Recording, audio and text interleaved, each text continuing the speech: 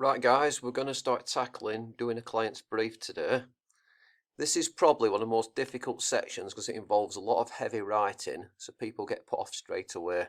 But I'm going to show you today how to smash this section and make it completely easy. Anybody can write a lot, even if you don't believe you can. By the end of this tutorial, you will. And to get started, I'm just going to show you some basics and talk about the do's and don'ts. So when we're working on writing, this is a set assignment I've made up. It's adapted from a set assignment you'd see in the Creative iMedia course. But the best thing to do when you're reading an assignment, first of all, is to make it easily viewable. So I will go to View, or I'd use the zoom in the bottom corner, and I'd zoom it in and make the writing nice and big so it's easy to read. And just talking about the do's and don'ts, I'm going to be showing you a sheet called the Client's Brief Prompts, which is this sheet here.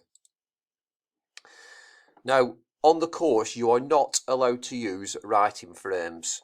So this could be classified as a writing frame if you use this.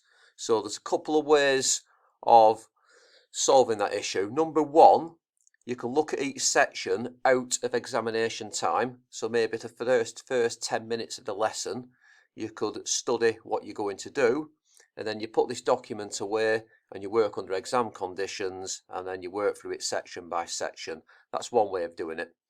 The other way is you are actually allowed to use books. So the principal moderator, Kevin Wells, has written a book called Creative iMedia, and the R081 section of creating a client's brief, that's where I've adapted these stems here and built on what Kevin said.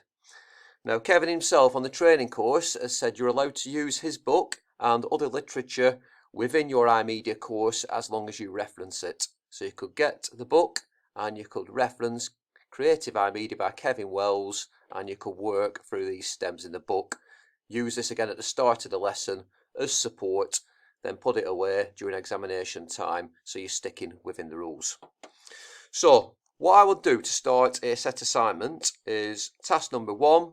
I would look at the assignment and I break this down. So what I like to do to start the course is I like to start with a mood board and a mind map. Now obviously you can't start with a mood board and a mind map till you know what scenario you're working on. So the client's brief, the audience, the mood board and the mind map are all linked, and there's rights and wrongs for which pattern you start with. But the first thing you've got to do is understand the client's brief. If you don't, your mood board's not going to be accurate, your mind map's not going to be accurate, your client's brief's not going to be accurate because you've not pinned down what you're doing. So task number one is we're going to highlight the key parts of the set assignment. So this is scenario for assignment and it's a video news report. So a YouTube channel has asked you to produce a video news report. So what we're going to do first of all is we're going to highlight YouTube channel, because that's important, and it's a video news report, so we're going to highlight that as well. Make sure I get at the end.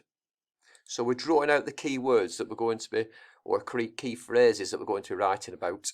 The video should be on a single news topic. So a single news topic.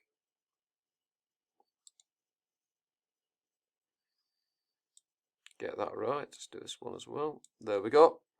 And it's a local person and an event or a news story. This is where we need to be creative and think of something, so we're just going to leave that for the meantime. So the news video must be between 1 to 2 minutes, so that's important. It should include an introduction, so it wants an introduction, range of video footage, and the closing statement. So we need those 3 parts in as well. The audience, important word. For the YouTube story, could highlight that, but we've got a single news topic, news report. We'll be specific to what report you choose. So the audience has got to be specific. And it must be clearly identified. We'll leave that part because we've sort of covered that there. The final video must be exported for, so it needs to be exported for use on YouTube, as well as suitable for a portable device. So straight away, we've made life easy for ourselves because we've looked at the scenario and we've broken down all the key components. Now we've got those key words, it's going to make writing the client's brief straight away a lot more easy because we've focused on the points we want to be looking at.